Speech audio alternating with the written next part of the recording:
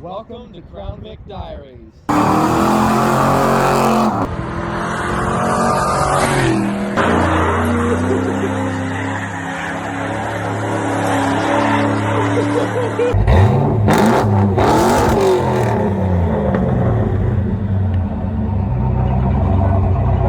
So today, on the first Vic Diaries, we are doing a suspension swap on Steve's 86 Crown Victoria Coupe 2-door. We're taking the old stock shitty suspension stuff, 15-inch wheels and the small brakes with the conical bearings, and we're going to go to this style. I know I'm just showing the wheel, but you'll see soon. Bigger brakes, sealed bearings, just overall much better. Lowering springs, KYB gas adjust shocks, everything. So we'll get into it shortly. That's what we're working with right now. So far, I've only taken the nut off the top of this shock. Figured I'd start the video before I got it too involved, and I'll keep you updated from there. So you may be asking yourself, John, why would you want to change the greatness that is the stock braking setup on this 1986 Crown Victoria? Well, I'll tell you, they suck. Very small rotors, conical bearings that get out of adjustment. Constantly having to, pre-tension the bearings. Crappy ball joints, crappy calipers that have been rebuilt like 30,000 times.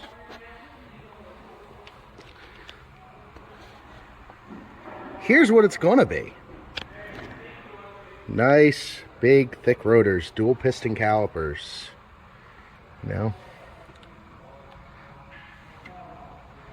Ball joints with more of an adjustment for camber and caster, in addition to the regular slide-through bolts on the frame. That is why we are changing this. We are taking all the good stuff off of this that we previously put on, recently actually, from this car over to that.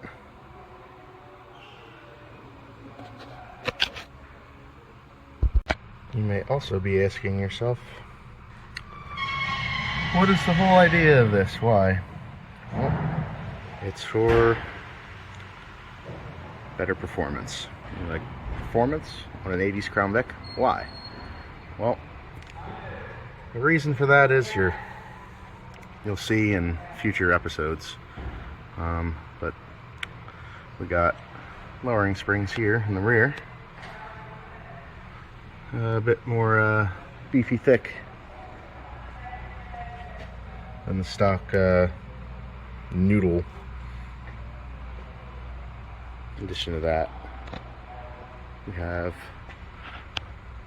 a very nice sway bar, whereas this one does not. I'll get to why we're taking all the stuff off of this blue car and putting it on this red car soon enough. Alright, so I swapped the shocks and springs and took the sway bar out of this blue car, and it is now all in the rated 86 2-door. I'm going to start tearing into the front suspension now and get that all taken apart, and then I'll show you why we're doing that. You can kind of see why right there. Body's a little bent up, the frame's bent up there. So yeah, we'll delve into that in a little bit. Alright, so we're currently taking the old suspension out. Well, it's already out of the red 2-door. I got the new sway bar just loosely hanging, and there's the steering linkage from the blue car, patiently waiting to go in. Here we got the passenger side suspension assembly and the springs. There's the steering linkage from the red car. the sway bar from the red car, but I'm probably not going to put that in because there's no intention of this blue car ever going back to driving status. So if I have to do less work, I'm going to choose to do less work. That's all done. It's the driver's side. And then I just got to work on getting this all ready to go. So touch base once that's all apart. Taking a quick lunch break. I got the lower control arms undone. Springs are out. Just got to take the 2 through bolts out of the upper control arms, and then I can move the whole assemblies over to that car. I'll try to get the alignment adjustments. This is your camber and caster adjustments. Those slots in the frame, in addition to those eccentrics on the upper ball joint. Try to get that as close as possible, and then hopefully I won't have to adjust camber and caster too much. And if I do, I'm hoping I can get most of the fine tuning out of this, because it sucks to, you know, pry the control arm and move it back and forth. Rather get all the adjustment out with the eccentrics. It'll be a lot easier. Well, just gonna eat my pizza and then I'll get back to it. I'm also gonna pull out those motor mounts because those are new. Okay, so I got the uppers and lowers out.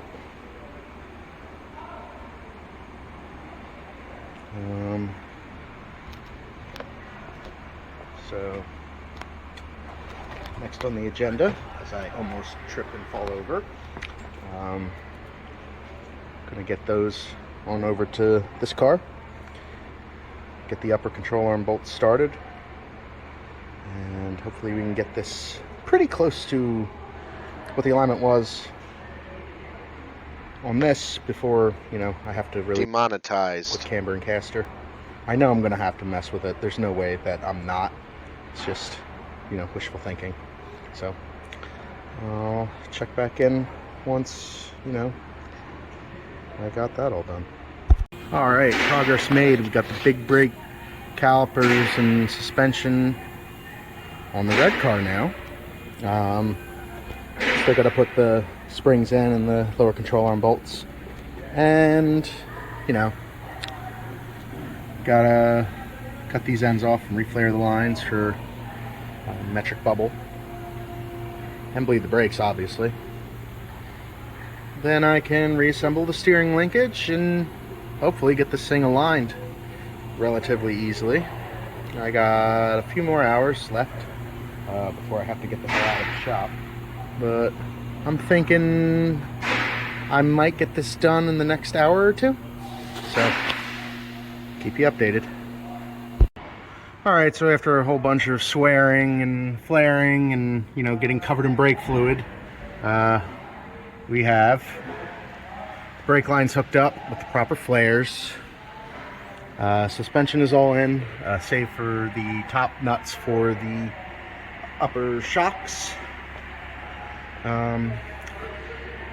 This side had to do a little bit of jank shit, but you know, it's going to jank work until we jank put ABS in this jank car.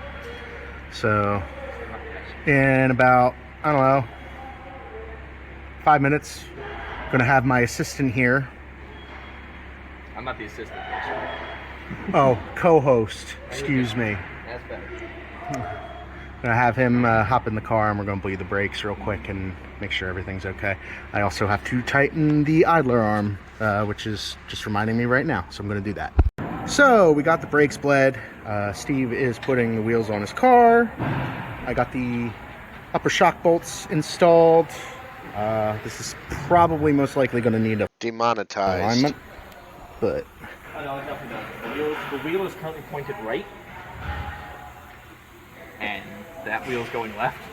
yeah, like I said, it's going to need an alignment, and I did say that. So he's going to put those on. We'll tighten it down, and yeah, we'll get everything done. So realistically, I got to put the stupid airbox back on. for the time being. And then, yeah, this car's done other than alignment. And then I got to quickly throw the jank ass stock alignment shit back on this thing. So, great. Up here, John's adjusting the camber and caster bolts for the alignment of the 86 Crown Vic. This is a hodgepodge of different parts. This is from... Yeah, the suspension is from the suspension, most of it's from 92 to 97, right? The upper control arms are from a 92 to 94. Okay. The ball joints are 95 to 02. The spindles are 95 to 02. The hub bearings, the calipers, hoses, pads, rotors, all that crap is 98 to 02. It's all the same. The lower control arms are the same. The only difference is the ball joint. You have to match the ball joints to the spindles that you're using. So to adjust camber and caster, you have two sets of adjustments here. You have these eccentrics. If we turn on this, we can actually see what the hell's going on. We have your caster adjustment here and your camber adjustment.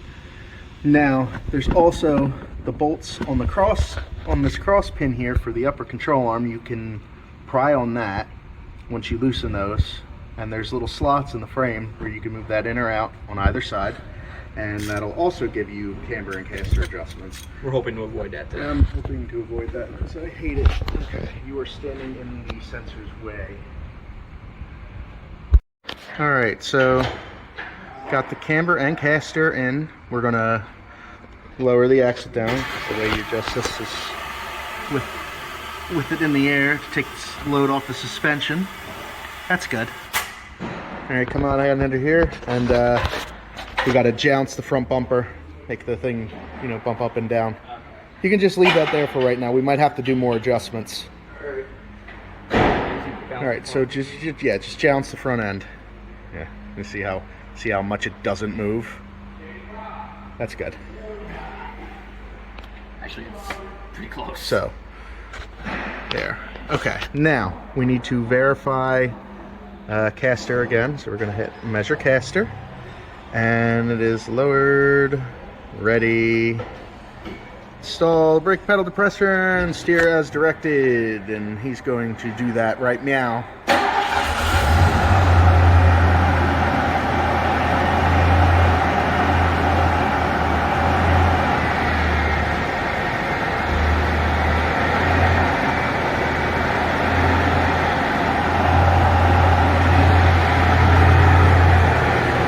Alright, put the steering wheel straight.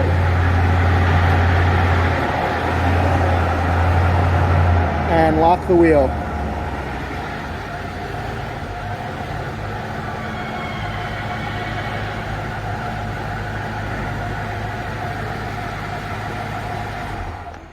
It's where you like it? Yep. Alright.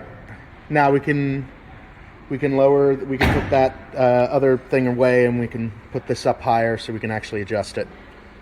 Alright, so we'll get this up in the air and I'll show you how to do the toe adjustments. Really easy, you know, if the stuff actually moves, which it should. We gotta fix that front. This is not the right size. Right, sir. Oh yeah, this is not. There's different sizes. Do you want Oh, are they? No, No. this is for our YouTube channel. This is for our YouTube channel. Oh, my bad. You're good. Do you have a 13mm wrench though? Man. And a 13mm socket probably. Yeah. Just a shallow 3/8 is fine. I forgot. They're shallow, please. So yeah, these adjusting sleeves are not original. So they're not using the proper bolts. They're normally 13mm or 1/2 inch. They're currently, some of them are 12mm, and I guess the other one is 13mm. Doesn't matter. So I like to show the bar graphs because it'll show you exactly where the hell it needs to be. So to adjust your toe, once you've got camber and caster set, you loosen both of these clamps on the sleeves. Don't do that. And don't do that. Just an asshole. Once the sleeves are loose, you don't have to loosen. You don't have to loosen those clamps too much. But you want them to be movable because you don't want to face in a certain direction. Right. You're gonna want them. You're gonna probably have to reset them once everything's where it's gonna be. So once they're loose enough, if they're new like this, you might actually even be able to just grab the sleeve itself and turn it by hand. If not, they do have a tie rod adjusting tool. So, see, he's just twisting it by hand. Ideally, it wants to be like 0.07 degrees.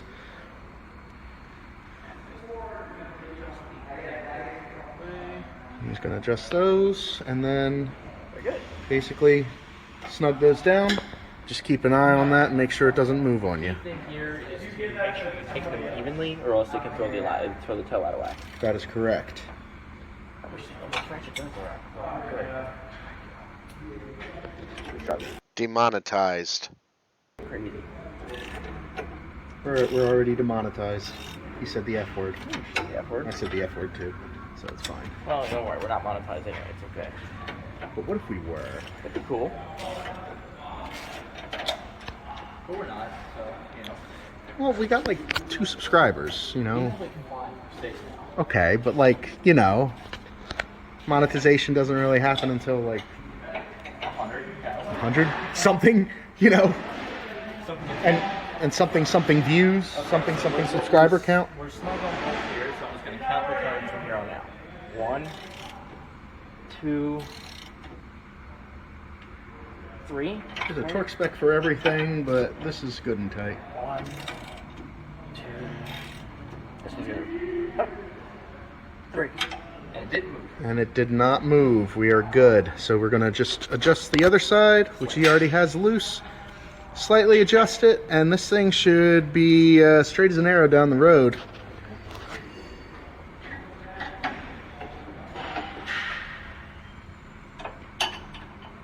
This shock is honestly a bit too shallow. Oh god, this ratchet's so much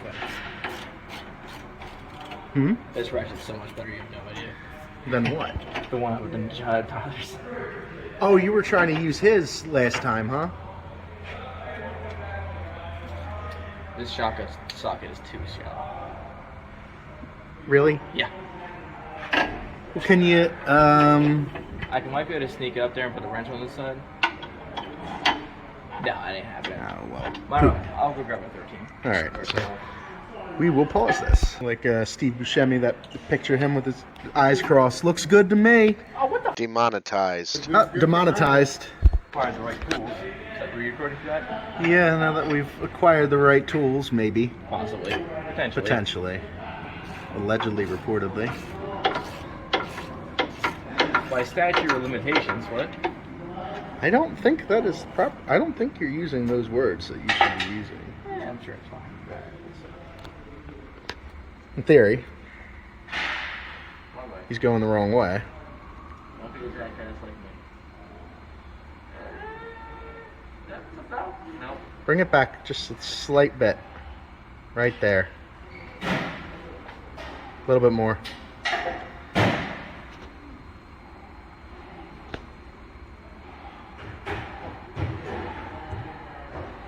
Little bit more. Perfect.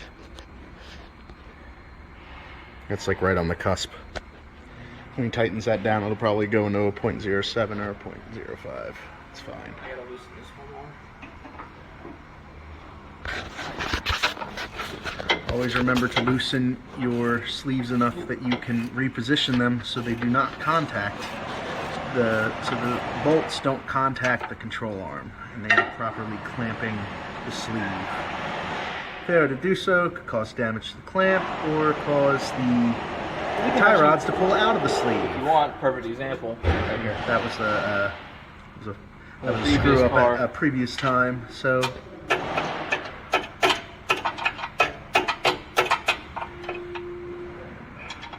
once he's got that all straightened out, Demonetized. we have been demonetized 3 times over. We can edit that out, or we'll add loops over it. It ain't no big thing. didn't see you making the thing.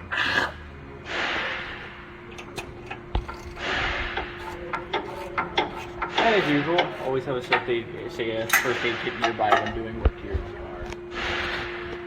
That's Steve, he mumbles. I said, as usual, always have a first aid kit ready when you're working in your own car. Especially when Steve's involved. That's actually facts. Because I'm going to break something, and I'm going to hurt myself. But it will run by the end of the day. Or it won't. But at that point, it's not really my problem. I tried. Yeah. It'll be my problem. You know there's a button that you can just hit the switch at. Hmm? There's a button you can hit the switch at. Yeah? Yeah.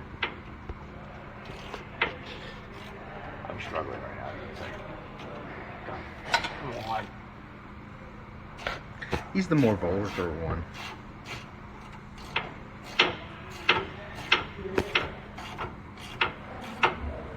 Snug. Good.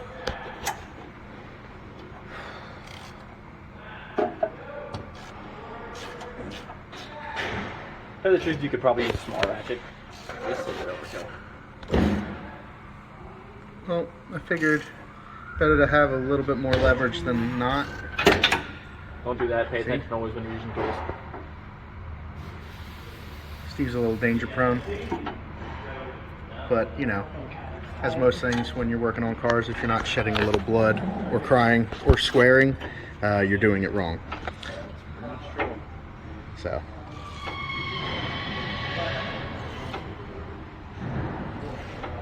Came out a little bit. Yeah, it'll be fine. That should track straight.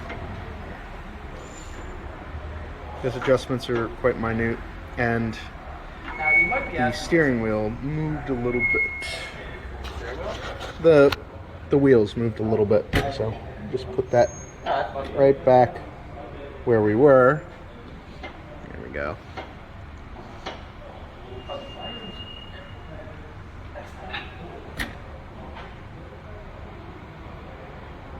you might be asking yourself, why did you just use power tools for that? Because you got to count the amount of turns you do per wrench.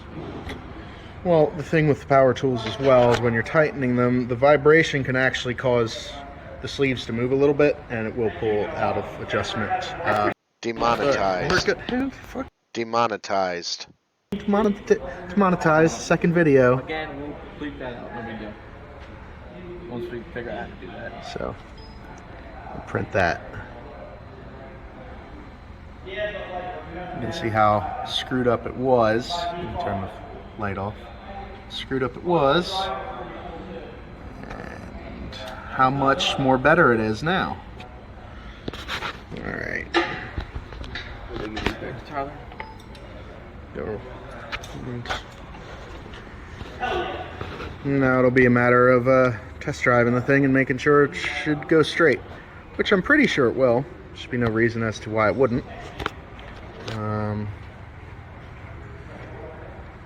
But yeah, this is actually the day after I swapped the suspension components over. So right now the blue car is sitting outside, awaiting more disassembly. But yeah. So we'll get this off the rack because we're currently, still at work. So I think somebody else is waiting for the rack, so we'll get this off the rack now. So here we are, actually the day after the alignment. Steve's driving. He's my chauffeur today. I'm one chauffeur.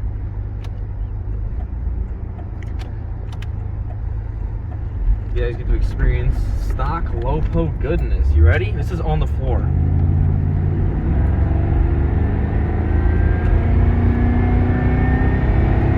There's 45. We still haven't broke the speed limit. I think the speed limit is 45. No, it isn't. Pretty sure it is. Yeah. Stock Lopo goodness at its finest. But, speaking to the suspension parts of the car that John threw in on Saturday, car handles good. I mean, back straight after the alignment. It's much more responsive. I mean, good demonstration here. We're taking this corner right around 55 miles an hour. I'm not going to lift through it. Didn't even struggle. It's a good driving car. Makes the Crown Vic a whole lot more fun. For honestly really no reason, just to confuse people, but it's a lot of fun.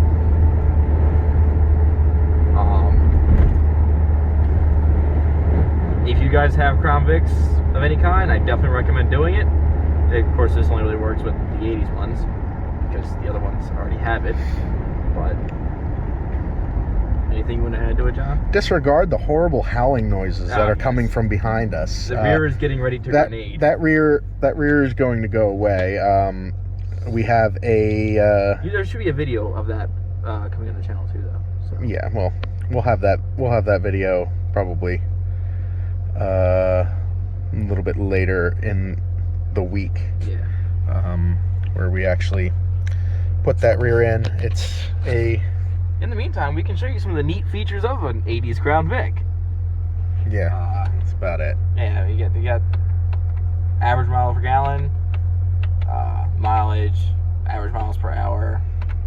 This one has rigged up to have Bluetooth in it. Yeah, I wired this radio up to have Bluetooth capabilities, including hands-free. That actually all works. It was fairly simple to wire up as long as you know what you're doing. I could link you guys to a separate video from a channel of a friend of ours to show how to tap into the audio output circuit on these style radios. You probably make it work with the tape deck as well, but fitting the Bluetooth module inside of the radio with the tape deck would probably not work, because the tape deck takes up a lot of room. This is out of a town car, non-tape deck. I was actually pretty surprised to find it. But all the wiring for the tape deck is still in it, so you can tap in everything. Yeah, the circuits are pretty much the same. They use the same circuit boards and whatnot. They just different faceplate and slightly higher mounting of the volume and other potentiometer controls. But you know, we'll be doing more audio changes to this car coming into the future, so this radio isn't really here to stay. But for right now, it's good. 140 mile an hour speedometer. Police box era graphics. Certified calibration. It does have power windows, but this window's kind of fucky right now. So Does this one have? it's got map lights. Does it have like the adjustable ones? Yeah, it's got high and low beams. Because this is an LX, but it's not the highest option LX. Yeah, it doesn't have auto lamps. The blue one that we're ripping apart was. And some of those things will be going into this car because, you know, reasons. The eliminated entry.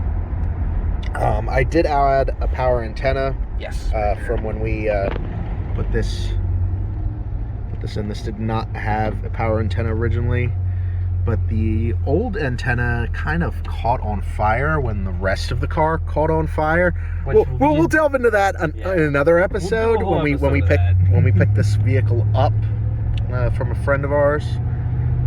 So yeah, there's that.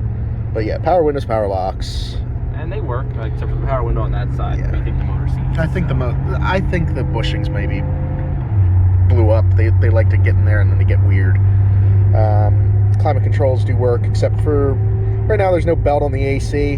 That'll be getting fixed with the motor swap. We'll fix that with the motor. Yeah. AC doesn't work. Yeah, we're just gonna put an engine in. It'll be fine. That's how we solve those problems there. There'll be a video for that, I'm sure. Disregard the air noise. That will also be addressed in a future video. Replacing these window channels and the door weather stripping to keep, you know, so when it rains it doesn't drip on you, because it's a very common problem for these vehicles. Yeah, that's also from the fire. We will delve into the fire of this car in another episode. Yes. But I think that'll pretty much conclude everything for this time. Yeah. And that's pretty much the complete swap of the front end of how to swap the front end of these cars and make them just front The end. driving experience is so much better when you do it because it doesn't handle like an 80s floaty box, like a bowl of ramen soup. It handles like something that you can feel confident in around a corner. Very thick oatmeal or something instead. Honestly, I've in my blue one, sorry about that, when I had the suspension set up, I was playing with some cars I really shouldn't have been able to, but you can. The springs that are in it help and good shocks and all that, but you can have a lot of fun with these cars when you do stuff like this too. But I think right now that's pretty much going to end the episode here, and thanks for watching. Yep. So, everything will keep you informed, and we'd like to thank you so much for watching this new series that we're starting. And yeah, we hope to bring you more quality content on these cars. And like Steve said, thank you so much for watching, and if you haven't already, please subscribe and ring the bell. Thank you so much. Take care.